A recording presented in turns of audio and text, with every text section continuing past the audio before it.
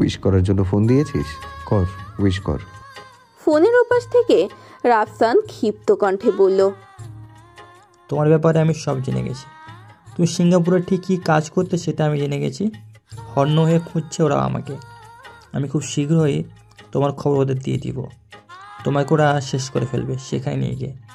তোমাকে on spot shoot করতেও তাদের পারমিশন দেওয়া আছে। বেঁচে ফিরতে পারবে না তুমি। আর আজ আমার বোনের বিয়ে, শুভকামনা জানাতে ভুলো না। রাফসানের এমন কাঁচা হুমকিতে হট্ট হাসি দিল সাফওয়ান।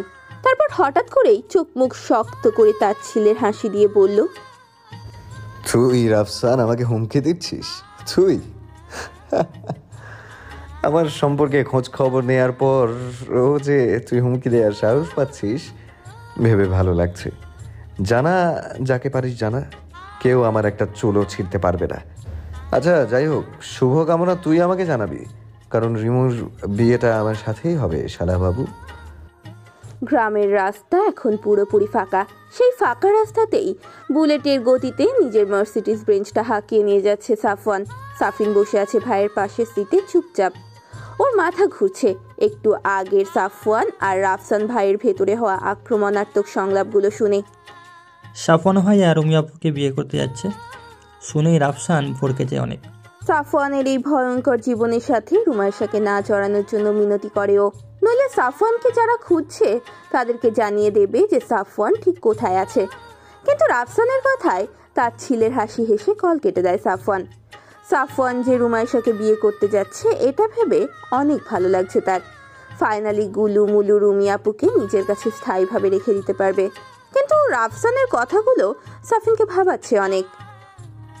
সাফওয়ান ভাইয়া কি করেছে? ওকে সিঙ্গাপুরের লোকজনই বা খুঁজছে কেন? কি এমন কাজ করতো ভাইয়া সিঙ্গাপুরে? কয়েকবার মনে হলো ভাইয়াকে জিজ্ঞেস করবে, কিন্তু সাফওয়ানের ইস্পাত কঠিন মুখটার দিকে তাকিয়ে আর সাহস হলো না কিছু জিজ্ঞেস করার। চুপচাপ রাস্তার দিকে তাকিয়ে রইল ও। নিজের বিছানায় চোখ মুখ শক্ত করে বসে আছে রুমাইশা। চোখ থেকে মাঝে মাঝেই ফোটায় ফোটায় পানি গড়িয়ে পড়ছে। শাড়ি পরেনি ও। ওকে জোর জবরদস্তি করেও আয়েশা বা জুলেখা কেউই শাড়ি পরাতে পারেনি। আগে যে পোশাক পরা ছিল তাই পরে আছে এখনো। বিছানার চাদরটা দুই হাতে খামচে ধরে রেখেছে গায়ের জোরে, অনড় হয়ে আছে একদম। আয়েশা আর জুলেখা দুজন ওর দুই দিকে বসে আছেন। জুবাইর একটু দূরত্ব বজায় রেখে দাঁড়িয়ে আছে ওর সোজাসুজি। চোখ দুটো লাল হয়ে ফুলে উঠেছে মেয়েটার। বাম পাশের চোয়ালটা আয়েশার হাতের চর খেতে খেতেই যেন ফুলে গেছে। চরের দাগগুলো স্পষ্ট হয়ে আছে মুখের ওপর। শামসুল বাইরে থেকে আয়েশার উদ্দেশ্যে বললেন, ইমাম সাহেব রওনা দিয়েছে, পৌঁছে যাবে খানিক পর। হেঁটে আসছে তাই সময় লাগছে একটু। আয়েশা সেটা শুনে রুমাইশার দিকে তাকিয়ে বললেন, ইমাম সাহেব ও চলে আসছে। তুই শাড়ি পরিসনি বলে কি তোর বিয়ে আটকে থাকবে? কখনোই না। বিয়ে তোর আজকে হবেই। তুই মরলেও আজ তোর বিয়ে হবে। কত বড় সাহস তোর! নিজের বাবা মায়ের কথা না ভেবে তুই কোথাকার কোন জঙ্গলির কথা ভাবিস? বিয়ে না করে তুই আজ কোথায় যাস আমি দেখব। রুমাইশা বাঘিনীর ন্যায় গর্জে উঠল, আমার প্রাণ থাকতে আমি সাফওয়ান ছাড়া আর কাউকে বিয়ে করব না। আর তোমার ওই অসভ্য বেয়াদব জুবায়েরকে তো কোনোভাবেই না। এই বাড়ি থেকে কিছু বের হলে আমার লাশ বের হবে। জেনে রাখো তুমি, আমি বেঁচে থাকতে তুমি আমার বিয়ে কিভাবে দাও আমিও দেখব। আমাকে জোর করলে আত্মহত্যা করব, আমি রাস্তায় গিয়ে গাড়ির নিচে পড়ব, তবুও একে বিয়ে করব না। শুনে রাখো তুমি। মেয়ের কথায় আয়েশা কিছুক্ষণ শক্ত দৃষ্টিতে তাকিয়ে থেকে ঠাস করে একটা চড় মারলেন ওর বাম গালে। দক্ষ হাতে গাড়ির স্টিয়ারিং ঘোরাচ্ছে সাফওয়ান। চোখ মুখ ওর ভয়ানক রকমের শক্ত। সাফিন মাঝে মাঝে ভাইয়ের দিকে আর চোখে তাকিয়ে দেখছে। ভাইয়ের মুখভঙ্গি হঠাৎ হঠাৎ করেই যেন চেঞ্জ হচ্ছে, কিন্তু অভিব্যক্তিগুলো মোটেও ভালোর দিকে যাচ্ছে না, উল্টো খারাপের দিকে যাচ্ছে। খানিক পর এক হাতে স্টিয়ারিং ঘোরাতে ঘোরাতে নিজের মাস্ক আর গগলস পরে নিল ও। কি রুমিদের বাড়ির প্রায় কাছাকাছি চলে এসেছে ওরা। আরো কিছু দূর যেতেই একজন হুজুরকে হেঁটে যেতে দেখলো রাস্তায়। হুজুরকে ক্রস করেই ব্রেক কষল সাফওয়ান। এত রাতে এত দামি গাড়িকে নিজের সামনে দাঁড়াতে দেখে ভরকে গেলেন লোকটা। সাফওয়ান জানালার কাছ নামিয়ে হুজুরের দিকে দেখলো। এরকম কালো পোশাক, চোখ মুখ ঢাকা বিহাল দেহি সাফওয়ানকে দেখে হুজুর ভয় পেলেন অনেক। বড় বড় চোখ করে তাকিয়ে রইলেন তিনি সাফওয়ানের দিকে। সাফওয়ান হুজুরকে ভয় পেতে দেখে জিজ্ঞেস করলো, কোথায় যাচ্ছেন চাচা? হুজুর প্রথমে কোনো কথাই বললেন না, ফ্যাল ফ্যাল করে তাকিয়ে রইলেন শুধু। হুজুরের নীরবতা দেখে সাফওয়ান আবার চাচা বলে ডাক দিল। লোকটার হুঁশ ফিরল যেন। আমতা আমতা করে তিনি বললেন, শামসুল কাদেরের বাড়িতে যাচ্ছিলাম। সাফওয়ান গমগমে গলায় বলল, উঠে আসুন, আমরাও যাচ্ছি বিয়েতে। বিয়ের কথা শুনে হুজুর বিশ্বাস করলেন ওদের। মুখে ওনার আলতো হাসি ফুটে উঠল। সাফওয়ান সাফিনকে ইশারা করলে সাফিন গাড়ির দরজা খুলে নেমে দাঁড়ালো। তারপর হুজুরকে সাফওয়ানের পাশের সিটে বসতে দিল। হুজুর উঠে বসলে দরজাটা বন্ধ করে দিয়ে নিজে গিয়ে বসলো পেছনের সিটে। সাফিন উঠলে সাফওয়ান আবারও ড্রাইভিং শুরু করলো। হুজুর একবার পেছন দিকে সাফিনের দিকে তাকালেন, তারপর আবারও সাফওয়ানের দিকে তাকিয়ে হাসি হাসি মুখে জিজ্ঞেস করলেন, আপনারা কোন পক্ষ, ছেলে পক্ষ না মেয়ে পক্ষ? পেছন থেকে সাফিন বলে উঠল, আমরা ছেলে পক্ষ। হুজুর মনে মনে খুশি হলেন। ছেলে পক্ষ তো বেশ বড় ঘরেরই মনে হচ্ছে, তাহলে তো আজ বেশ ভালোই একটা অ্যামাউন্ট ইনকাম হবে ওনার। হুজুরের খুশিটা চোখে মুখে ফুটে উঠল। নিজের সিট থেকে একটুখানি সাফওয়ানের দিকে সরে এসে বসলেন। তারপর আগের মতোই মুখে হাসি এনে জিজ্ঞেস করলেন, আপনি জামাইয়ের কি হন? সাফওয়ান সামনের দিকে দৃষ্টি রেখেই উত্তর করলো, আমি জামাই। হুজুর থতমত খেলো। হাসি হাসি মুখটা হুট করে নিভে গেল। অপ্রতিভ হয়ে অবিশ্বাস্য চোখে একবার পেছনে বসা সাফিনের দিকে তাকালেন তিনি। হুজুরের চেহারার অবস্থা দেখে সাফিন মুখ টিপে হাসলো। হুজুর আবারও সাফওয়ানের দিকে একবার তাকালেন। এমন দানবাকার কেউ একজন রুমির মতো 5 ফুট মেয়ের জামাই হবে ভেবেই তাজ্জব বনে গেলেন তিনি। হুজুরের এমন হতভম্ব চেহারা খেয়াল করে সাফওয়ান বলল, চিন্তা করবেন না, আপনাকে খুশি করে দেয়া হবে, শুধু মুখ বন্ধ রাখবেন। আপনি এখন আমার শ্বশুর মশাইকে একটা কল করে বলুন গেট খুলে রেডি থাকতে। পাত্র নিজে কল না দিয়ে তাকে দিয়ে ফোন করাচ্ছে দেখে বেচার হলেন ইমাম সাহেব। পাঞ্জাবির পকেট থেকে ফোনটা বের করে কল দিলেন শামসুলকে। শামসুল কল রিসিভ করলে হুজুর বলে উঠলেন, ভাইজান গেটটা খুলেন, গাড়ি করে আসছি, তাড়াতাড়ি। বলেই শামসুলকে কোনো কথা বলার সুযোগ না দিয়ে কল কেটে দিলেন। শামসুল ভাবনায় পড়ে গেলেন। ভাবনা চিন্তা বাদ দিয়ে বাইরে থেকে আয়েশার উদ্দেশ্যে উচ্চস্বরে বললেন যে ইমাম সাহেব পৌঁছে গেছেন প্রায়। আয়েশা রুমায়েশার পাশেই বসেছিলেন এতক্ষণ। অন্য পাশে জুলেখা বসেছিলেন। ইমামের আসার কথা শুনে তিনি রুমির পাশ থেকে উঠে গিয়ে জুবাইরকে বসতে দিলেন। আয়েশা উঠে দাঁড়ালেন। তারপর দেয়ালের কাছে গিয়ে জুলেখার পাশে দাঁড়ালেন। জুবাইর একবার চোরা চোখে রুমায়েশার কান্নারত চেহারার দিকে তাকিয়ে ওর হাতটা ধরতে গেল। হাতে স্পর্শ করা মাত্রই রুমায়েশা এক ঝটকায় ওর হাত সরিয়ে দিয়ে গর্জে বলে উঠল, মোটেই আমাকে ছোবেন না আপনি, মোটেই আমাকে ছোবেন না আপনি। আমাকে বিয়ে করার কথা মাথা থেকে ঝেড়ে ফেলুন, এখনো সময় আছে। নইলে আমার সাফওয়ান যদি একবার জানতে পারে তাহলে আপনি আমাকে ছোঁয়ার চেষ্টা করেছেন, তাহলে আপনাকে মেরে মাটিতে পুঁতে ফেলতে ওর 2 মিনিটও লাগবে না। সাবধান হয়ে যান। রুমায়েশার এমন কথায় আয়েশা ফুঁসে উঠে বললেন, সে জঙ্গলি জানতে পারলে তো তোর ফোন তো তুই আর ফেরত পাবিই না। বিয়ের পরপরই তোর পাসপোর্ট ভিসার ব্যবস্থা করা হবে। আর একবার ইতালি চলে গেলে এই জীবনে আর সাফওয়ানের মুখ দেখতে পাবি না। জুবাইরের সাথেই তোর থাকা লাগবে সারা জীবন। আর পালাবি তুই বিয়ের পর, সেটাও হবে না। শিকল দিয়ে বেঁধে রাখতে বলবো তোকে। মানুষের সাথে ওনার বিয়ে দিচ্ছি, তাতে ওনার হচ্ছে না, ওনার জানোয়ার লাগবে। বেয়াদব কোথাকার। রুমায়েশা মায়ের দিকে তীক্ষ্ণ দৃষ্টি নিয়ে কান্নারত অবস্থায় উচ্চস্বরে বলে উঠল, তোমার মতো মা যেন আর কারণ না হয়। আমি নাকি তোমার কত আদরের মেয়ে, আর সেই আদরের মেয়ের সাথে তুমি এইরকম করছো। যেদিন আমাকে চিরতরে হারিয়ে ফেলবা সেদিন বুঝবা তুমি, সেদিন আমাকে জোর করে বিয়ে দেওয়ার মূল্য দিবা তুমি। এই জুবাইর যদি আমাকে ছোঁয় তবে আমি ওকে খুন করে ফেলবো, বলে দিলাম। আয়েশা দাঁতে দাঁত চেপে আবারও সপাটে চড় মারলেন রুমির গালে। ফুপিয়ে কেঁদে উঠল মেয়েটা। শামসুল বাইরেই দাঁড়িয়েছিলেন রাস্তার দিকে তাকিয়ে। সেই মুহূর্তে রাস্তার ওপর থেকে বাড়ির দিকে একটা কালো গাড়িকে মোড় ঘুরতে দেখলেন তিনি। ঝাপসা আলোয় চোখ কুচকে বোঝার চেষ্টা করলেন এটা কার গাড়ি হতে পারে। কয়েক সেকেন্ডের ভেতরেই গাড়িটাকে চিনে ফেললেন তিনি। আর চেনা মাত্রই গলা শুকিয়ে গেল তার। চোখের পলক পড়ল না যেন আর।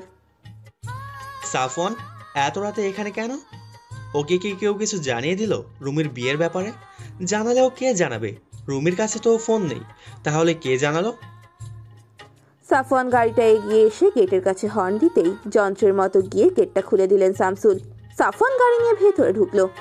গাড়িটা একপাশে পার্ক করে দরজা খুলে বের হলো সাফওয়ান। তারপরই পেছন থেকে সাফিন নেমে এসে হুজুরের পাশের দরজাটা খুলে দিলে হুজুরও নামলেন। সাফওয়ান ধীর পায়ে হেঁটে শামসুলের সামনে গিয়ে দাঁড়ালো। নিজের থেকে হাফ ফিট উঁচু সাফওয়ানের দিকে মুখ উঁচু করে তাকালেন তিনি। একবার ঢোক গিলেন শব্দ করে। সাফওয়ান শামসুলের দিকে তাকিয়ে কড়া গলায় বললেন, আমাকে না জানিয়ে আমারই হবু বউকে অন্য কারোর সাথে বিয়ে দিয়ে দিতে চাইছেন? বিষয়টা আমি মোটেও ভালো চোখে দেখছি না মামা। শামসুল সাফওয়ানের থেকে চোখ নামিয়ে নিলেন।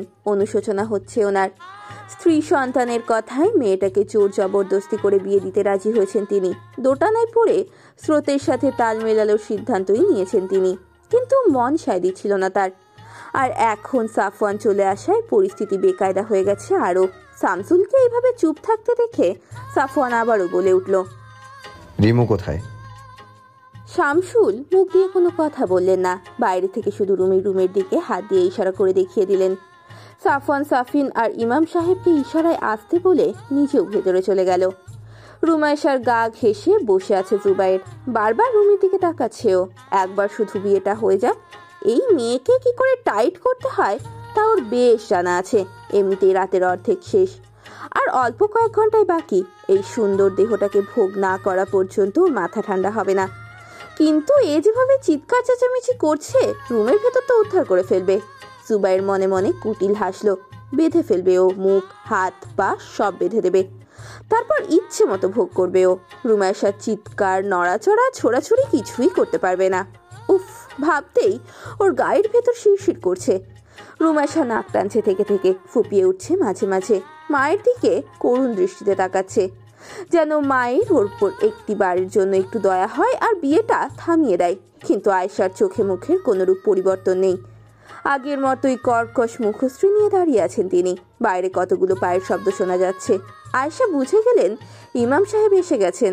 পায়ের শব্দ রুমাইশাও শুনল। মায়ের দিকে অসহায় চোখে তাকিয়ে উচ্চস্বরে কেঁদে উঠল। এবার বিছানা থেকে উঠে গিয়ে মায়ের পায়ের কাছে বসে পড়ল। তারপর কান্নারত অবস্থাতেই মিনতি করল, আমার এমন সর্বনাশ করো না মা, আমাকে বিয়ে দিও না। তুমি ওই লুচ্চার সাথে মা, দয়া করো, আমি মরে যাব সাফওয়ানকে ছাড়া। মা দয়া করো, আমাকে বিয়ে দিও না ওর সাথে মা গো। আয়েশার মন গলল না মেয়ের কথায়। তির্যক চাহনি দিয়ে তিনি বললেন, ঠিক এমন সময় দরজার কাছ থেকে গমগমে একটা কণ্ঠস্বর এসে পুরো রুমের ভেতর ছড়িয়ে পড়ল। দুঃখ তো আপনার কপালে আছে মামি। দরজা ঠেলে ভেতরে ঢুকতে ঢুকতে বলে উঠল সাফওয়ান। আয়েশা চমকে তাকালেন সেদিকে। মাথা ছাড়া আপাদমস্তক কালো পোশাকে আবৃত সাফওয়ান যেন তার একটা কথা দিয়ে পুরো রুমের পরিবেশটাই বরফ শীতল করে ফেলল। এমন দানবাকার কাউকে এইভাবে ঘরের ভেতরে দেখে জুবাইর ভরকে গেল। বিছানা ছেড়ে তড়িঘড়ি করে উঠে দাঁড়ালো। আয়েশা সাফওয়ানকে দেখে চিনতে পারা মাত্রই দেয়াল ছেড়ে দ্রুত পায়ে রুমাইশার খাটের পেছনে গিয়ে দাঁড়িয়ে পড়ল। বোনকে এইভাবে ভয় পেয়ে সরে যেতে দেখে জুলেখাও তাড়াতাড়ি বোনের কাছে গিয়ে দাঁড়ালেন। জুবাইয়ের খালার এমন ভীত সন্ত্রস্ত চেহারা দেখে অপ্রস্তুত হয়ে গেল। বুঝে উঠতে পারল না ঠিক কি হচ্ছে। এমন সময় একটা মুহূর্তে দিশেহারা রুমাইশা সাফওয়ানকে হঠাৎ আগমনে যেন প্রাণ ফিরে ফেল। মেঝে থেকে উঠে গিয়ে দৌড়ে গিয়ে হাউমাউ করে জড়িয়ে ধরল সাফওয়ানকে। সাফওয়ানের বক্ষ পাঁজরের নিম্নাংশে গিয়ে ঠেকল ওর মাথাটা। শরীরের সমস্ত শক্তি দিয়ে সাফওয়ানকে জড়িয়ে ধরেছে ও, যেন ছেড়ে দিলেই জীবনের শেষ অবলম্বনটা হারিয়ে ফেলবে। সাফওয়ান ও রুমাইশাকে নিজের সাথে মিশিয়ে নিল একেবারে।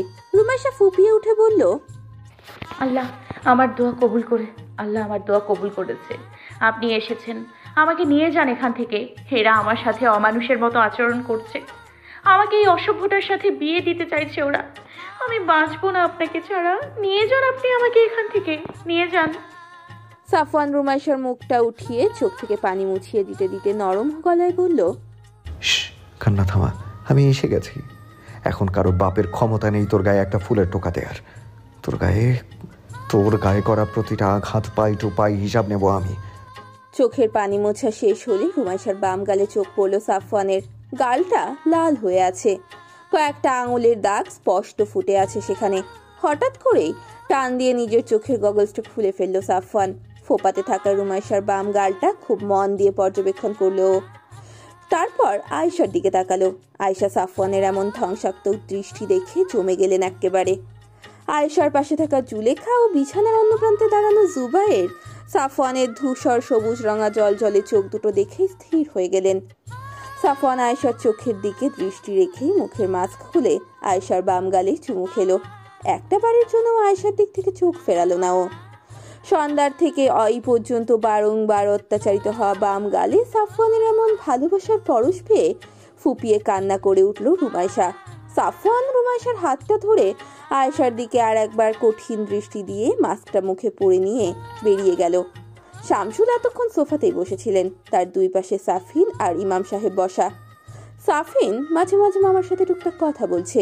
সাফওয়ান রুমাইশার হাত ধরে নিয়ে এসে বসে পড়ল শামসুলের বিপরীত পাশের সোফায়। তারপর শামসুলকে উদ্দেশ্য করে কড়া গলায় বলল, মামা, আপনি কি করতে যাচ্ছিলেন সে সম্পর্কে আপনার কোনো ধারণা আছে? খোঁজ খবর না নিয়ে না জেনে রিমুকে আপনি ওই জুবায়ের নামক অসভ্যটার হাতে তুলে দিতে চেয়েছিলেন। এই আপনার কৃতিত্বের পরিচয়? তার উপর রিমু আমার বাগদত্তা। How can you do such a ridiculous thing? How can you just imagine doing it? How? আপনি জানেন জুবায়ের সম্পর্কে কিছু? ধারণা আছে আপনার ওর সম্পর্কে কিছু? আপনি জানেন ও বারে গিয়ে মদ খেয়ে পতিতাদের কোলে গিয়ে শুয়ে থাকে রোজ রাতে? জানেন আপনি এই রকম চারিত্রিক পতন ঘটা কারোর সাথে আপনি কিভাবে আপনার মেয়ের লাইফ জুড়ে দেওয়ার চিন্তা করেন, যেখানে সে অন্য কারো বাগদত্তা? It's a shame, total shame. Rumaisha অভিমানী দৃষ্টিতে তাকিয়ে আছে বাবার দিকে। শামসুল নিচের দিকে তাকিয়ে আছেন। মেয়ের চোখে চোখ পড়ার ভয়ে মাথা তুললেন না তিনি। দোটানায় পড়ে খুব বড় ধরনের ভুল করেছেন তিনি।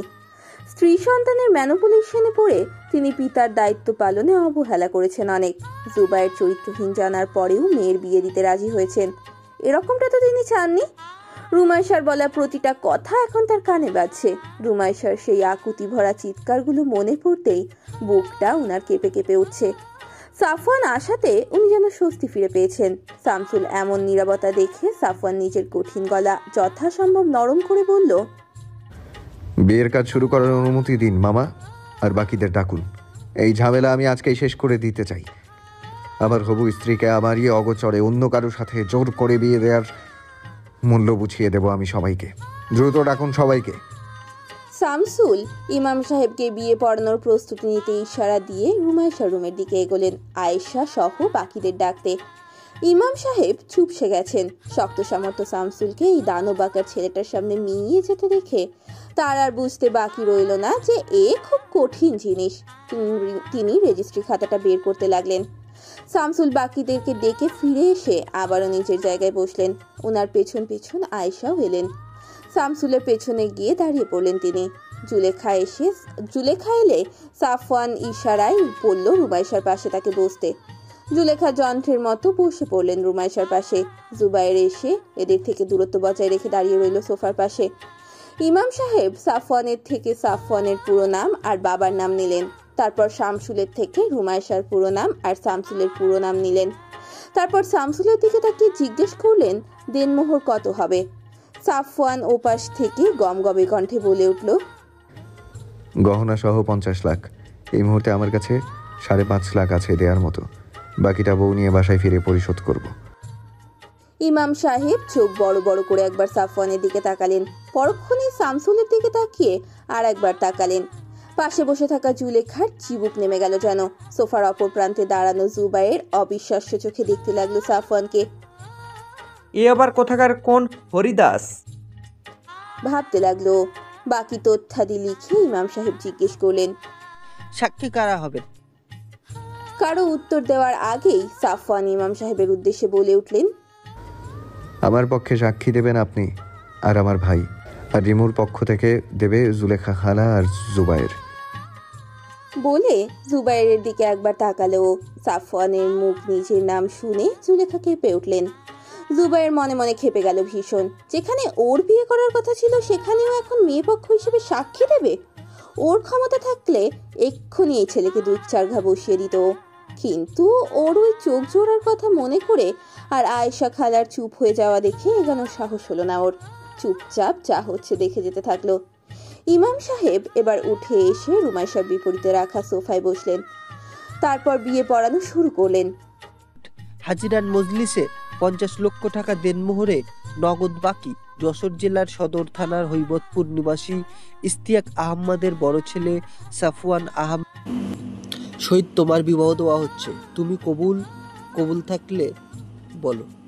আলহামদুলিল্লাহ, কবুল। উস্কো খুস্কো চুলে মুখে চড়ের দাগ নিয়ে নেতানো একটা সালোয়ার কামিজ পরিহিত রুমাইশা তার সন্ধে রাত থেকে কান্না করা ফোলা চোখ নিয়ে এখন কবুল বলে কালোর বৈধ সম্পত্তি হতে চলেছে। এই মুহূর্তে পুরোটাই ওর কাছে স্বপ্ন বলে মনে হচ্ছে যেন। চারপাশটা কেমন যত নতুন লাগলো সম্পূর্ণ। হৃদযন্ত্রটা সাধারণের তুলনায় দ্রুত ধরাস ধরাস করছে, কান মাথা গরম হতে শুরু করেছে, পা দুটো কেঁপে কেঁপে উঠছে মাঝে মাঝে। দুই হাত দিয়ে নিজের কামিজের উপরে থাকা অংশটা খামচি দিয়ে ধরলো। চোখ দুটো কেমন যেন নিস্তেজ হয়ে আসছে, মনে হচ্ছে এক্ষুনি জ্ঞান হারিয়ে ফেলবে। রুমাইশার গায়ের সাথে লেপটে বসা সাফওয়ান প্রিয়তমার এমন অস্থিরতা টের পেতেই নিজের হাতটা রুমাইশার হাতের উপর রাখলো। সাফওয়ানের এমন ভরসার ছোঁয়া পেয়ে ধীরে ধীরে স্বাভাবিক হয়ে গেল রুমাইশা। ইমাম সাহেব আরো একবার বললেন, বলো মা। আলহামদুলিল্লাহ, কবুল। রুমাইশা সবার অগোচরে বড় করে একটা নিঃশ্বাস নিল, তারপর মৃদু স্বরে বলল, আলহামদুলিল্লাহ, কবুল। রুমাইশার মুখে কবুল শুনে সাফওয়ান শামসুল দুজনেই চোখ বন্ধ করে স্বস্তির নিঃশ্বাস ছাড়লেন সম্পূর্ণ দুজনের অগোচরে।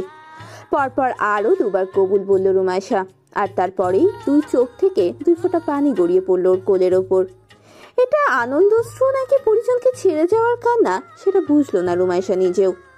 ইমাম সাহেব রেজিস্ট্রি পেপারটা এগিয়ে দিলেন ওর দিকে স্বাক্ষর করার জন্য। স্বাক্ষর করা হয়ে গেলে ইমাম সাহেব এবার সাফওয়ানের দিকে ফিরে একইভাবে জিজ্ঞেস করলেন। ইমাম সাহেবের জিজ্ঞেস করা শেষ হতে না হতেই সাফওয়ান কবুল বলে দিল 3 বার। ইমাম সাহেব হাসলেন মনে মনে, ছেলেগুলো বরাবরই এমন হয়, কবুল বলতে দেরি করে না। কবুল বলেই সাফওয়ান নিজের পকেট থেকে গাঢ় নীল রঙা একটা বক্স বের করলো। তারপর বাম হাতটা দিয়ে রুমাইশার ডান হাতটা নিজের হাতের মুঠোয় নিয়ে বক্স থেকে বের করা স্নোফ্লেক ডিজাইনের ডায়মন্ড রিংটা পরিয়ে দিল ডান হাতের অনামিকাতে। রুমাইশা চকিতে একবার মুখ তুলে তাকালো সাফওয়ানের দিকে, সাফওয়ানও সেই মুহূর্তে তাকালো তার প্রেয়সীর দিকে। দুজনের চোখাচোখি হতেই রুমাইশা চোখ ফিরিয়ে নিল।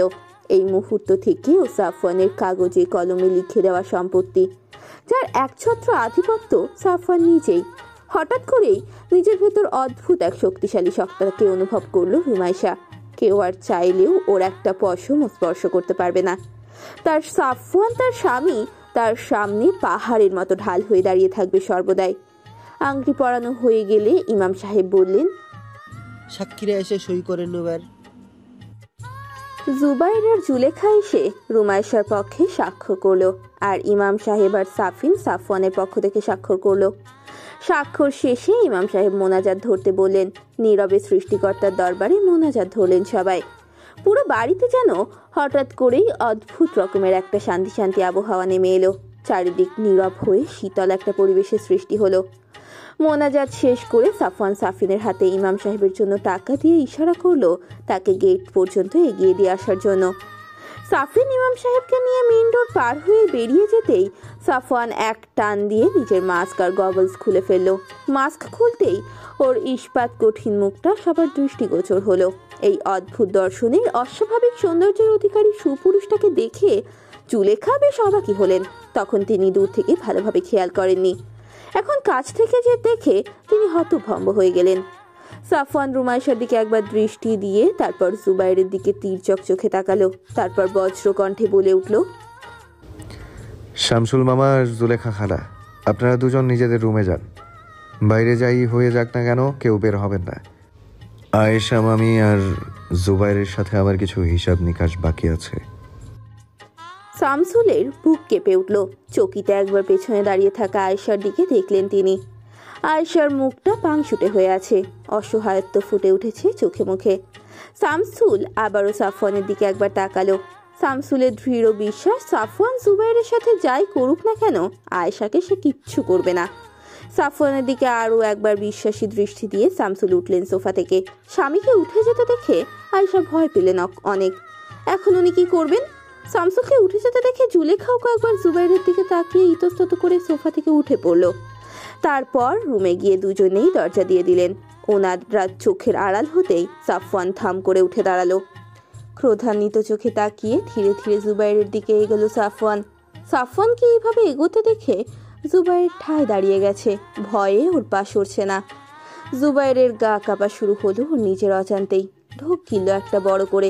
সাফওয়ানের ওই জলজলে চোখ দুটো থেকে চাইলেও যেন চোখ ফেরাতে পারছে না ও। কিসের এক আতঙ্ক গ্রাস করে ফেলেছে যেন ওকে। কিছুটা দূরে দাঁড়ানো আয়েশা ভীত সন্ত্রস্ত চাহনি নিয়ে সাফওয়ানের গতিবিধি নজরে রাখছে আর চোখে। জুলেখা ঘরের ভেতর থেকে দরজায় কান পেতে আছেন, যদি কোনো অঘটন ঘটায় সাফওয়ান তার জন্য। বোনের থেকে শোনা সাফওয়ানের কীর্তিকলাপের বিবরণের পর থেকেই ওনার গায়ে কাটা দিতে শুরু করেছে, আর এখন খুদ শিকার তারই ছেলে।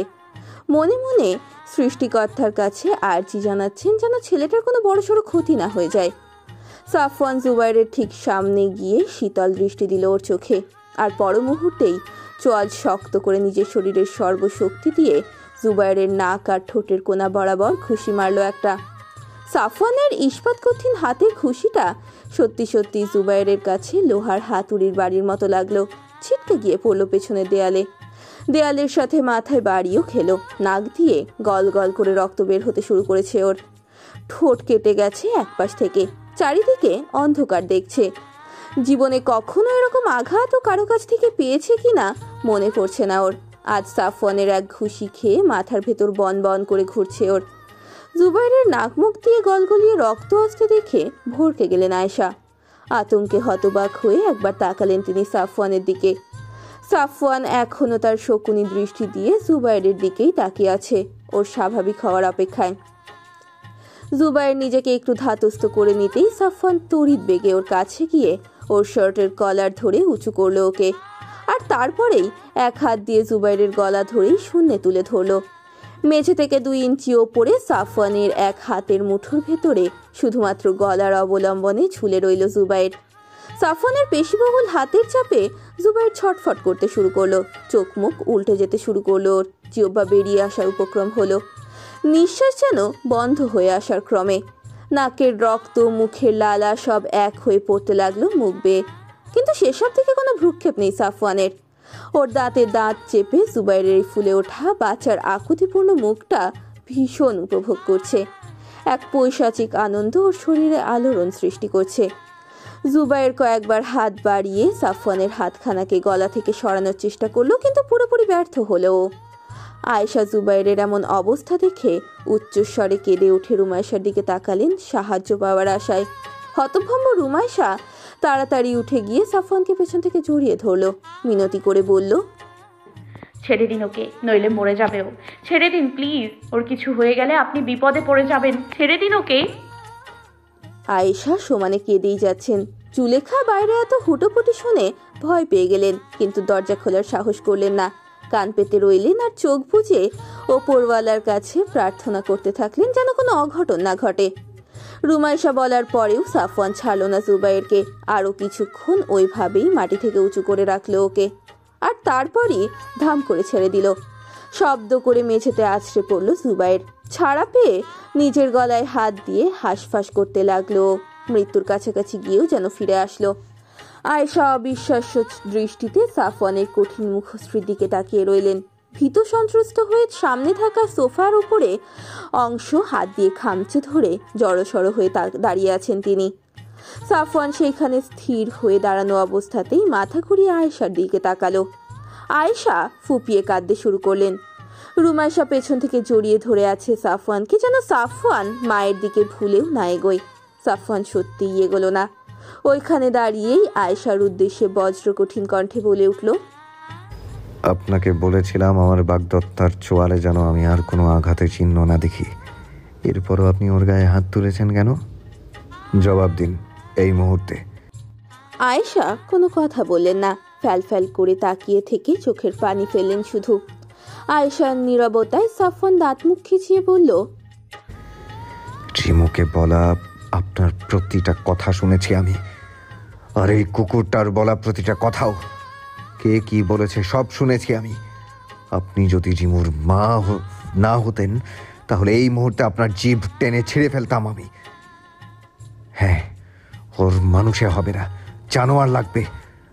মানুষরূপী জানোয়ারের সাথে আপনার যদি ওর বিয়ে দিতে আপত্তি না হয়, তাহলে আমি জানোয়ারের সাথে বিয়ে দিতে আপনার এত কিসের আপত্তি? আজ থেকে রিমু আমার স্ত্রী। আপনাদের সাথে ওর সম্পর্ক নষ্ট হোক সেটা আমি কখনোই চাইব না। তবে আমি বেঁচে থাকাকালীন রিমু যতদিন এই বাড়িতে এসে থাকবে, ততদিন আপনি ওকে যদি সামান্য কোনো আঘাতও করেন, হোক সেটা ফিজিক্যাল অর মেন্টাল, আমি আপনাকে সেদিন আর ছেড়ে দেব না। Mind it. রুমাইশা পেছন থেকে সাফওয়ানকে আরো জোরে আঁকড়ে ধরে বলল, চুপ করুন আপনি, পায়ে ধরি আপনার, থামুন এইবার। বিয়ে তো হয়েই গেছে, কোনো ঝামেলা নেই। আর কিছু করবেন না আপনি, প্লিজ। সাফওয়ান আয়েশার দিকে তখনও শক্ত চোয়াল করে তাকিয়ে রইল। আয়েশা চোখ নামিয়ে ফেললেন। সাফওয়ানের ওই অগ্নি চক্ষুতে তাকিয়ে থাকতে পারলেন না তিনি। চোখ দুটো বন্ধ করে কিছুক্ষণ নিজেকে নিয়ন্ত্রণ করার চেষ্টা করলো সাফওয়ান, কিন্তু পারল না। রুমাইশার হাত দুটো ধীরে ধীরে নিজের থেকে ছাড়িয়ে নিল ও। আর তারপরেই রুমাইশা কিছু বুঝে ওঠার আগেই বিদ্যুৎ গতিতে গিয়ে ফ্লোরে বসা জুবাইরের গলা ধরে পেছন দিকে ঘুরিয়ে হ্যাচকা টানে নিজের কাছে টেনে আনলো সাফওয়ান। তারপর ওর গলা চেপে চিবিয়ে চিবিয়ে বলল, খুব আদর করার ইচ্ছা না তোর? রিমুকে আদর করে আমার এক্সিস্টেন্স ভুলিয়ে দিবি তুই? খুব শখ না অন্যের বউকে আদর করার? তোর শখ আজ আমি মিটিয়ে দেব চিরতরে। বলেই জুবাইরের ডান হাতটা হ্যাচকা টানে পেছন থেকে নিয়ে মুচড়ে দিল সাফওয়ান। কলার বনে খট করে শব্দ হয়ে উঠল ওর। আকাশ বাতাস কাঁপিয়ে চিৎকার দিয়ে উঠল জুবাইর। রুমাইশা দ্রুত গিয়ে সাফওয়ানকে পেছন থেকে জড়িয়ে ধরলো আবার। ওর কালো স্যুটের বোতামের স্থানটা দুই হাতে মুঠো করে সরিয়ে নিয়ে আসতে চাইলো জুবাইরের থেকে। ছেড়ে দিন ওকে প্লিজ, মরে যাবে ও। ওর মা আছে এইখানে, ছেড়ে দিন প্লিজ। খালার ছেলের কিছু হলে খালা বাঁচবে না। ছেড়ে দিন ওকে, দয়া করে ছেড়ে দিন। এদিকে ছেলের চিৎকার শুনে জুলেখা রুমে থাকতে পারলেন না। দ্রুত পায়ে দরজার লক খুলে দৌড়ে বেরিয়ে এলেন। ওপাশ থেকে শামসুলও বাইরে বেরিয়ে এলেন। ছেলের এমন অবস্থা দেখে জুলেখা উচ্চস্বরে কেঁদে উঠলেন। সাফওয়ানের উদ্দেশ্যে মিনতি করে বললেন, ছেড়ে দাও আমার ছেলেকে। ও আর কখনো রুমিকে কিছু বলবে না। ও আর কখনো রুমের দিকে ফিরেও তাকাবে না। যত দ্রুত সম্ভব ইতালি চলে যাবে ও। ছেড়ে দাও আমার ছেলেকে তুমি। কিন্তু কারো কথায় সাফওয়ানের কোনো ভ্রুক্ষেপ হলো না। ও এবার জুবাইরের বাঁ হাতটা হ্যাচকা টান দিয়ে পেছনে নিয়ে এসে আবারও মুচকে ধরলো। কোকিয়ে উঠল জুবাইর। শামসুল তাকিয়ে এগিয়ে এসে সাফওয়ানের হাত থেকে জুবাইরকে ছাড়ানোর চেষ্টা করলেন। মিনতির সুরে বললেন, সাফওয়ান দাঁতে দাঁত চেপে শামসুলের উদ্দেশ্যে বলল, মামা আপনার ধারণাই নেই এই কুকুরটা আমার রিমুকে কি কি বলেছে। ওর নোংরা কথা বলার শখ আমি মিটিয়ে দেবো একদম। শামসুল রুমাইশার দিকে অসহায় দৃষ্টিতে একবার তাকিয়ে সাফওয়ানকে থামাতে ইশারা করলো, কিন্তু সাফওয়ান যে রুমাইশার কথাও শুনছে না। শামসুল সাফওয়ানের হাত থেকে জুবাইরের হাতের কবজি ছাড়ানোর চেষ্টা করে বললেন। সাফওয়ান জুবাইরের হাতটা ওই অবস্থাতেই আবারও নিজের দিকে টান দিল। তারপর ওর কানের কাছে মুখ নিয়ে চিবিয়ে চিবিয়ে বলল, আজ যদি আমার স্ত্রী আমাকে বাধা না দিত, তবে তোর হাত ছিঁড়ে আমি তোর গলায় দিয়ে নামিয়ে দিতাম। বেঁচে গেলি এবারের মতো। কিন্তু জুবাইরকে ছেড়ে দিল না সাফওয়ান। ওর ডান হাত ছেড়ে এবার ওর বাম হাতটা শক্ত করে ধরে পিছমোড়া করে আবারও জোরে মুচড়ে ধরলো। আর সাথে সাথেই বাম পাশের হাতের কলার বনে খট করে শব্দ হলো ওর। জুবাইর আবারও আগের চাইতেও বেশি চিৎকার করে উঠল। ঘর কেঁপে উঠল যেন সেই চিৎকারে। জুলেখা হাওমাও করে এসে সাফওয়ানের পায়ের কাছে বসে পড়ল। বাবা, ছেড়ে দাও আমার ছেলেকে। ও আর কিছু করবে না। আজকের পর থেকে কোনো বাজে কাজ করবে না ও। রুমের কথা মাথাতেও আনবে না ও কোনো দিন। ছেড়ে দাও গো বাবা। বাইরে থেকে তখন সাফিন প্রবেশ করছিল মেইন ডোর দিয়ে। এখানে এমন অবস্থা দেখে চোখ কপালে উঠল ওর। জুলেখার আকুতি মিনতিতে সাফওয়ান ছেড়ে দিল এবার জুবাইরকে।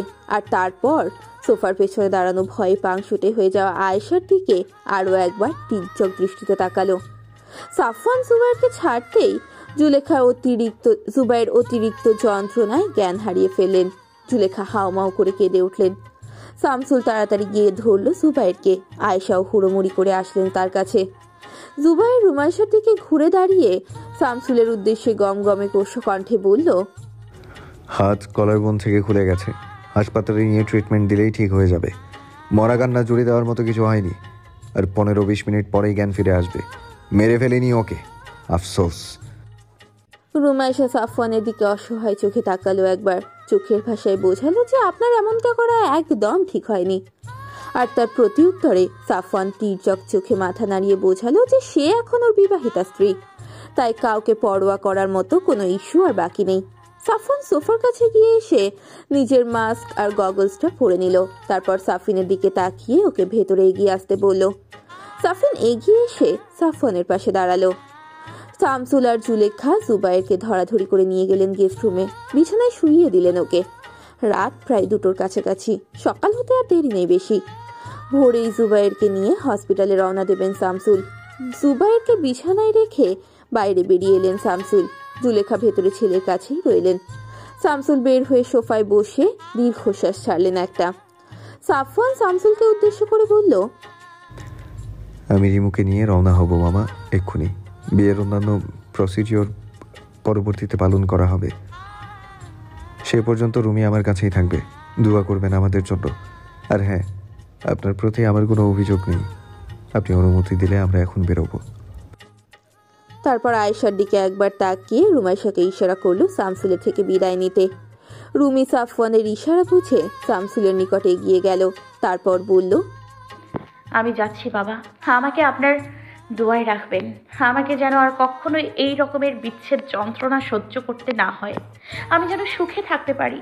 আপনার জামাই অনুমতি দিলেই আমি আপনাকে দেখতে আসবো আবার। ভালো থাকবেন আপনি, শরীরের যত্ন নেবেন, আর ঔষধ যেন একটাও মিস না হয়। বলতে বলতে কান্না করে দিল রুমাইশা। সাফওয়ান দূরে দাঁড়িয়ে দীর্ঘশ্বাস ছাড়লো একটা। শামসুল রুমাইশাকে নিজের কাছে এগিয়ে এনে ওর কপালে স্নেহের চুম্বন এঁকে দিলেন, তারপর মাথায় হাত বুলিয়ে মায়ের থেকে বিদায় নেওয়ার ইশারা দিলেন। রুমাইশা শামসুলকে ছেড়ে আয়েশার দিকে গেল। আয়েশার সামনে গিয়ে আয়েশার হাত দুটো ধরে বলল, আমাকে ক্ষমা করে দিও মা, আমি তোমার সাথে অনেক বেয়াদবি করেছি আজ। আমাকে বদদোয়া দিও না যেন তুমি। মায়ের দোয়া সর্বদাই আল্লাহর সুবহানাহু ওয়া তাআলা কবুল করে নেন, হোক সেটা ভালো কিংবা খারাপ। আমাকে তোমার ভালো দোয়াতেই রাখো মা। তোমার প্রতি আমার আর কোনো অভিযোগ নেই। আমি যাকে চেয়েছিলাম তাকে পেয়ে গেছি। তোমার করা সব আঘাতেই ভুলে গেছি আমি মা। তুমিও আমার করা দুর্ব্যবহারগুলো ভুলে যাইও, ওগুলো মনে করে কষ্ট পেও না, নইলে আল্লাহ তাআলা আমাকে কখনো সুখে রাখবেন না। অনেক ভালোবাসি তোমাকে মা। রুমাইশার চোখের কোণ থেকে পানি গড়িয়ে পড়ল। আয়েশা প্রতি উত্তরে কিছু বললেন না রুমাইশাকে, শুধু নিজের হাতটা রুমাইশার মাথায় বুলিয়ে দিলেন। রুমাইশা চোখ বুজে নিল। মায়ের এই আদরটুকু সবটুকু দিয়ে নিজের ভেতরে শুষে নেয়ার চেষ্টা করলো। ধীরে ধীরে আয়েশার হাতটা ছেড়ে দিল রুমাইশা, তারপর মায়ের চোখে তাকিয়ে বলল, আসছি আমি মা। তোমার মেয়ের জামাইকে কখনো অন্য নজরে দেখো না। আর ওর বাইরে থেকে জঙ্গলি হলেও ভেতর থেকে পুরোপুরি একজন দায়িত্বশীল পুরুষ মানুষ। সে আমার যথেষ্ট খেয়াল রাখবে বলে আমার বিশ্বাস। মায়ের দিকে আর একবার কান্না চোখে তাকিয়ে সাফওয়ানের দিকে তাকালো রুমাইশা। সাফওয়ান শামসুলের দিকে তাকিয়ে রুমাইশাকে নিয়ে যাওয়ার অনুমতি চাইল। শামসুল অনুমতি দিলে রুমাইশার হাত ধরে বাইরে যাওয়ার উদ্দেশ্যে পা বাড়ালো সাফওয়ান। আয়েশার সাথে কোনো কথা বলার প্রয়োজনও মনে করলো না। সাফওয়ানের পেছন পেছন সাফিনও এলো শামসুল আয়েশাকে বিদায় জানিয়ে। শামসুল সাফিনের সাথে সাথে এগিয়ে এলেন ওদের গাড়ি পর্যন্ত। গাড়ির কাছে এসে সাফওয়ান রুমাইশাকে গাড়িতে ওঠার জন্য গাড়ির সামনের দরজা খুলে দিল। রুমাইশা উঠে বসলো। সাফিন গিয়ে পেছনের সিটে বসলো। ড্রাইভিং সিটে বসার আগে সাফওয়ান শামসুলের দিকে ফিরে দাঁড়ালো একবার। শামসুল সাফওয়ানের ডান হাতটা নিজের হাতে নিয়ে বলল। সাফওয়ান নিজের বাম হাতটা শামসুলের হাতের উপর রেখে বলল, আপনি কোনো চিন্তা করবেন না বাবা, আপনার মেয়ের কোনো অযত্ন হবে না। আপনাদের মতো করে ওর খেয়াল রাখার চেষ্টা করব আমি। আপনি শুধু দোয়া করবেন আমাদের জন্য। শামসুল চোখ মুছে মাথা নাড়ালেন। সাফওয়ান মামার হাত ছেড়ে আসি বলে ড্রাইভিং সিটে বসলো। শামসুল গেট খুলে দিলেন। সাফওয়ান রুমি আর সাফিনকে নিয়ে বেরিয়ে গেল গাড়িতে করে। শামসুল সেদিকে এক নজর তাকিয়ে থাকলেন কিছুক্ষণ, তারপর আবারও রুমের দিকে পা বাড়ালেন। এদিকে আয়েশা নিজেকে ধাতস্থ করে রুমে গিয়ে নিজের ফোনটা হাতে নিয়ে সুইচ চাপলেন রাফসানকে এইসব কথা বলার জন্য। কিন্তু সুইচ টিপতে দেখলেন রাফসানের 57টা মিসড কল। রাফসানের এতগুলো মিসড কল দেখে আয়েশা ভরকালেন। ছেলেটার কোনো বিপদ আপদ হলো কিনা ভেবে দ্রুত কল ব্যাক দিলেন আয়েশা। প্রথমবার রিং হয়ে কেটে গেল, আবার কল দিলেন। দুশ্চিন্তায় ওনার বুকের ভেতর দূর দূর করে কাঁপতে লাগলো। দুবার রিং হওয়ার পর রাফসান কল ধরলো, উত্তেজিত গলায় বলল, মা কখন থেকে কল দিচ্ছি, ধরছো না কেন? ওদিকে কি হয়েছে বলো দ্রুত। জুবাইরের সাথে কি রুমির বিয়েটা হয়ে গেছে? আয়েশা কি বলবেন ভেবে পেলেন না, নিরুত্তর রইলেন। মাকে কোনো কথা না বলতে দেখে রাফসান আবারও জিজ্ঞেস করলো, কি হলো মা, কথা বলো না কেন? কি হয়েছে দ্রুত বলো। আয়েশা ইতস্তত করলেন কিছুক্ষণ, তারপর বললেন, একটু আগে রুমিকে নিয়ে চলে গেছে সাফওয়ান বিয়ে করে। রাফসান আশাহত হয়ে বসে পড়ল নিজের বিছানায়। এটাই তো হওয়ার ছিল। সাফওয়ান যেখানে চাইছে সেখানে কার সাধ্য রুমিকে অন্য কারোর সাথে বিয়ে দেবে? হতাশাগ্রস্ত গলায় ও বলল, মা তুমি জানো তোমরা কার হাতে তোমার মেয়েকে তুলে দিয়েছো? সাফওয়ান একটা কিলার মেশিন মা। ও ও আন্ডারগ্রাউন্ডের একজন নামকরা প্রফেশনাল হিটম্যান। মানুষ মেরে টাকা কামাইও, আর সেটাও ইন্টারন্যাশনাল লেভেলে। শুধুমাত্র গত বছরের বডি কাউন্ট 177। শুধুমাত্র গত বছরে, তাহলে এতগুলো বছরে কত মানুষকে মেরেছে তুমি ভাবতে পারছো? সিঙ্গাপুরে ওর প্রাচুর্যপূর্ণ লাইফস্টাইল ছিল। ও যে এত ক্লাসি লাইফ লিড করে, মার্সিডিজ কিনেছে, দেশে তো গাড়ি একটা, আর ওখানে হয়তো আরও আছে। এত টাকাও পায় কোথায়? এইভাবে যার খবরের পুরো ফ্যামিলি কেউ জানে না, যার খবর ওর ফ্যামিলি কেউই জানে না। আরও যাদেরকে টাকা বিনিময়ে মার্ডার করে তার ছোটোখাটো কেউ নেই। বিভিন্ন দেশের বিভিন্ন বড় বড় পদে অধিষ্ঠিত ব্যক্তি তারা। আর যাদের হয়ে কাজ করে তারা খুবই বিপজ্জনক লোক। ও যাদেরকে খুন করেছে এত যাবৎকাল তাদের লোকেরা হন্য হয়ে খুঁজছে ওকে। যেখানেই পাবে সেখানে ওকে কতল করে রেখে দেবে। আয়েশা যেন পায়ের তলা থেকে মাটি সরে গেল। কি হবে এবার ওর মেয়েটার? ওই ছেলেটা জোর জবরদস্তি করে ওর মেয়েটাকে বিয়ে করলো এই জীবন দেওয়ার জন্য। কি হবে এখন? সাফওয়ানকে যদি ওরা মেরে ফেলে তাহলে তো মেয়েটা বিধবা হবে, তখন কি হবে? আর রুমি সাফওয়ানের স্ত্রী, জানলে যদি ওরা রুমিকেও মেরে দেয় কি হবে তখন? শামসুল আসলেন এমন সময় রুমে। আয়েশাকে এইভাবে কানে ফোন নিয়ে হতভম্ব দৃষ্টিতে তাকিয়ে থাকতে দেখে তিনি দ্রুত পায়ে এগিয়ে গেলেন। এগিয়ে এসে জিজ্ঞেস করলেন কি হয়েছে। আয়েশা কান থেকে ফোনটা সরিয়ে শামসুলের দিকে দিলেন আর শুধুমাত্র বললেন, রাফসান। শামসুল তাড়াতাড়ি ফোনটা কানে ধরে হ্যালো বললেন। ওপাশ থেকে রাফসান বলল, বাবা তুমি কেন আটকাওনি সাফওয়ানকে? কেন? তুমি কি রুমিকে ওর হাতে তুলে দিলে বাবা? ওর নিজে তো মরতে বসেছে, এবার আমাদের রুমিকেও ওর সাথে নিয়ে মরবে বাবা। রাফসান এবার আয়েশাকে বলা কথাগুলো শামসুলকেও বলল। সব শুনে শামসুল থ মেরে দাঁড়িয়ে রইলেন। এক চরিত্রহীনের হাত থেকে মেয়েকে বাঁচিয়ে এখন এক খুনির হাতে তুলে দিলেন তিনি, যে কিনা টাকার জন্য মানুষ খুন করে। শামসুল কিছুক্ষণ সময় নিয়ে নিজেকে স্বাভাবিক করে জিজ্ঞেস করলেন, ও এত বছর এত খুন করেছে, তবে পুলিশ ধরেনি কেন ওকে? রাফসান হাঁটুতে কনুই ঠেকিয়ে মাথা নিচু করে হাতে মাথা ঠেকালো। দুশ্চিন্তা গ্রাস করে ফেলেছে ওকে। ও বলল, এইটাই মেন পয়েন্ট বাবা। সবাই জানে কে খুন করেছে, কিন্তু প্রমাণ নেই কোনো, কারণ কোথাও কোনো রকমের কোনো ক্লু রেখে যায় না ও। আর খুনগুলো কোনো অস্ত্র দিয়ে করে না। কোনো ভিকটিমের শরীরে আজ পর্যন্ত অস্ত্রের কোনো আঘাত পাওয়া যায়নি। ওর ভিকটিমদের সবার মাথায় নয়তো চোখ ওপরানো থাকে, কারো কারো হাত পাগুলো বিচ্ছিন্ন থাকে। আর এই বিচ্ছিন্ন করতে কোনো অস্ত্র সাফওয়ান ব্যবহার করে না কখনো। কোনো ক্রাইম স্পটের সিসিটিভি ফুটেজেও ওকে কখনো দেখা যায়নি। শামসুল এবার সন্দিহান হয়ে বললেন, ওকে দেখা যায়নি, তাহলে পুলিশ ওকে কিভাবে মার্ডারার দাবি করছে? নাকি ওকে কেউ ফাঁসাচ্ছে? রাফসান দীর্ঘশ্বাস ছেড়ে বলল, বাবা ব্যাপারটা খুব কমপ্লেক্স।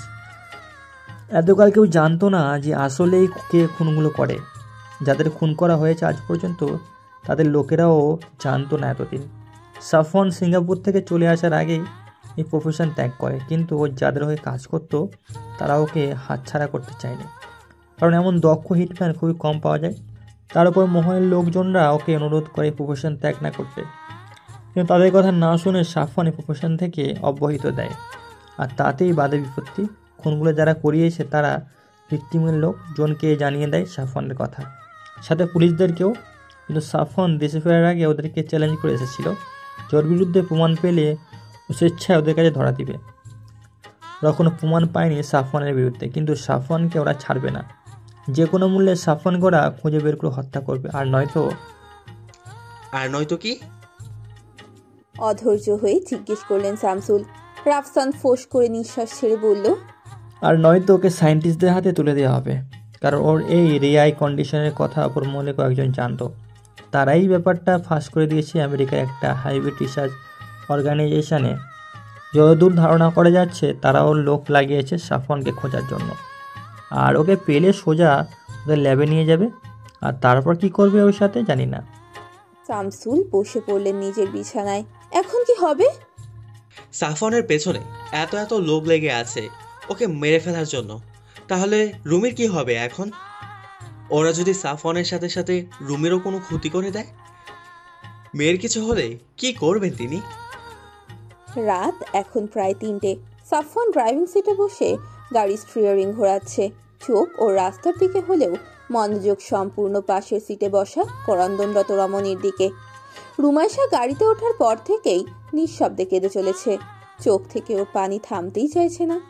কান্নার তমকে মাঝে মাঝে কেঁপে উঠছে। সাফিন পেছনে বসে বারবার রুমাইশাকে সান্ত্বনা দিয়ে যাচ্ছে কান্না না করার জন্য, কিন্তু রুমাইশা চাইলেও কান্না আটকাতে পারছে না। বুকের ভেতরটা বারবার মুচড়ে উঠছে, কান্নার বেগ বাড়িয়ে দিচ্ছে। সাফওয়ান নীরব হয়ে আছে। রুমাইশার মনের অবস্থাটা একটু হলেও বুঝতে পারছে সে। সেই রাত থেকে ওর ওপর দিয়ে যা যা বয়ে গেছে তাতে ওর কান্না না করাটাই বরং অস্বাভাবিক হতো। একবার আর চোখে দেখলো ও রুমাইশাকে। ক্লান্তিতে চোখ দুটো ছোট হয়ে এসেছে মেয়েটার। মাথা থেকে ওড়নাটাও পড়ে গেছে। খোলা চুলগুলোর কয়েকটা গাছি বাতাসে উঠছে, থেকে থেকে ফোপাচ্ছে মেয়েটা। বাম গালের ফোলাটা এখন একটু কমেছে, তবে লাল হয়ে আছে। রাতে খাওয়াও হয়নি ওর। এত রাতে দোকানপাট সব বন্ধ। বাড়ি গিয়ে ছাড়া পেটে কিছু পড়বে না। রুমাইশার দিক থেকে চোখ ফিরিয়ে আবারও রাস্তায় মনোনিবেশ করলো সাফওয়ান। বাড়ি পৌঁছাতে আর বেশি রাস্তা বাকি নেই। রুমাইশা খানিকের ভেতরেই গাড়ির উইন্ডো গ্লাসে মাথা ঠেকিয়ে ঘুমিয়ে পড়ল। সাফওয়ান গাড়ির গতি ধীর করে রুমাইশার সিটটা পেছনে হেলিয়ে দিল ভালোভাবে ঘুমানোর জন্য। তারপর আবারও গাড়ির গতি বাড়িয়ে দিল। ঘুম দরকার রিমুর। যত দ্রুত বাড়ি যাওয়া যায় তত দ্রুতই রিল্যাক্স হতে পারবে ও। রুমাইশা ঘুমানোর পর চারিদিকটা আরো নিস্তব্ধ হয়ে গেল। গাড়ির ইঞ্জিনের শশা শব্দ ছাড়া আর কিছুই কানে এলো না। সাফিনের চোখে ঘুম নেই। এত সব ঘটনা মুহূর্তের ভেতরেই হয়ে গেল। ভাইয়ের যে রূপ আগে কখনো দেখেনি তাই দেখে ফেললো। ভাইকেও হঠাৎ করে যেন কেমন ভয় লাগছে ওর। সাফওয়ান আর চোখে গাড়ির ভিউ মিররে সাফিনের চেহারাটা দেখতে পেল। ভীত অথচ উৎসুক চেহারা নিয়ে ওর দিকে তাকিয়ে থাকতে দেখে সাফওয়ান বলল, কিছু জিজ্ঞেস করার থাকলে কর। সাফিন থতমত খেলো প্রথমে। ভাইয়া ওর চেহারা দেখে বুঝে গেছে ভেবেই লজ্জাও পেল, কিন্তু ভাইকে সেটা বুঝতে না দিয়ে জিজ্ঞেস করলো, আয়েশা, মামি তো রুমিয়াপুর ফোন সে সন্ধ্যা রাতেই নিয়েছিল শুনলাম। তাহলে তুমি এত রাতে কিভাবে বুঝলে যে আপুর বিয়ে দিয়ে দিচ্ছে মামি? সাফওয়ান হাসলো নিঃশব্দে, তারপর বলল, রিমুর বডিতে একটা ট্র্যাকার লাগিয়ে দিয়েছিলাম আমি সেদিন এসে। ও কোথায় যাবে, কার সাথে ওর কী কথা হবে সব জানতে পারবো আমি। ওর সেফটির জন্যই লাগিয়েছিলাম, আর সেটা কাজেও লেগে গেছে। আমি ধারণা করেছিলাম যে মামা বা মামি এই ধরনের কিছু একটা করতে পারে, আর সে কারণেই ট্র্যাকারটা দ্রুত লাগিয়েছি। নইলে আরও পরে লাগানোর ইচ্ছা ছিল আমার। সেদিন ট্র্যাকারটা লাগিয়েছিলাম বলেই আজ রিমুকে আমি আমার বউ রূপে পাশে পাচ্ছি। নইলে আজ হয়তো আমার রিমু অন্য কারো হয়ে যেত। সাফিন মুগ্ধ চোখে তাকিয়ে দেখলো তার ভাইকে। ওর ভাইটা সেই ছোটবেলা থেকেই রুমি আপুর জন্য পারলে জান প্রাণ এক করে দেয়। কিভাবে যে রুমি আপু সাফওয়ানের এত আদরের হলো মাথায় আসে না সাফিনের। নিজের অজান্তেই মুখে হাসি ফুটে উঠল ওর। খানিক পর বাড়িতে পৌঁছলো ওরা। সাফিন নেমে গেট খুলে দিল। সাফওয়ান গাড়ি ঢোকালো বাড়ির ভেতরে। সাফিন আবারও গেটটা লাগিয়ে দিয়ে বাড়ির মেন ডোরের কাছে এগোলো। সাফওয়ান গাড়িটা নিয়ে গ্যারেজে ঢোকালো। রুমাইশা তখনও ঘুমে। ক্লান্তিতে অবসন্ন দেহটা রাস্তার এত ঝাঁকাঝাঁকি আর ছোটখাটো শব্দেও ঘুম ছাড়া হলো না। গাড়ির ইঞ্জিন বন্ধ করে সাফওয়ান গাড়ির জানলায় মাথা ঠেকিয়ে ঘুমানো রুমাইশার নিকট এগিয়ে গেল কিছুটা। ঘুমন্ত রুমাইশাকে দেখতে বাচ্চাদের মতোই লাগছে পুরো। ঘুমের ঘোরে নিচের ঠোঁটটা ফুলে আছে, ভ্রু দুটো ওপরে ওঠানো, যেন জাগালেই কেঁদে দেবে। সাফওয়ান বিমুগ্ধ নয়নে তাকিয়ে রইল রুমাইশার মুখের দিকে। কিছুক্ষণ পরে আস্তে আস্তে ওর চোয়াল চাপড়াতে লাগলো সাফওয়ান। মৃদু স্বরে কয়েকবার ডাকলো রিমু বলে। সাফওয়ানের ডাক শুনে হড়বড়িয়ে উঠে গেল রুমাইশা। সদ্য ঘুম ভাঙা চোখে হঠাৎ করেই বুঝলো না কোথায় আছে ও। পাশে তাকিয়ে সাফওয়ানকে দেখে চমকে উঠল, মুখটা হা হয়ে গেল কিঞ্চিত। এত রাতে এমন চিপা চাপা জায়গায় সাফওয়ান ওর সাথে কি করছে, আর এত কাছাকাছি বা কিভাবে আসলো ভাবতে লাগলো। পরক্ষণেই ওর মনে পড়লো ওর তো বিয়ে হয়ে গেছে, আর জায়গাটা আসলে চিপা নয়, এটা ওর শ্রদ্ধেয় স্বামীর কালো ঘোড়া। সাথে সাথেই মুখের হাঁটা বন্ধ হয়ে গেল ওর। রুমাইশার এমন বিভ্রান্ত চেহারা দেখে সাফওয়ান হাসলো, বলল,